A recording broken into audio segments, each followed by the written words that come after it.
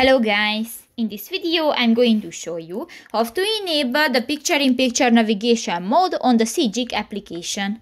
But first of all, I just want to mention, please don't forget to subscribe to our channel, because at 100,000 subscribers we are going to show you our YouTube revenue statistics and growth strategy, how to make money online. So let's jump into it. First of all, open the application on your device. New, click to the three lines at the upper right corner of the screen and click to the settings icon. In the general section you can find the route planning and navigation button, click that, and in the navigation options section you can find the picture-in-picture navigation. Allow small window with Sygic GPS navigation pinned to a corner of the main screen.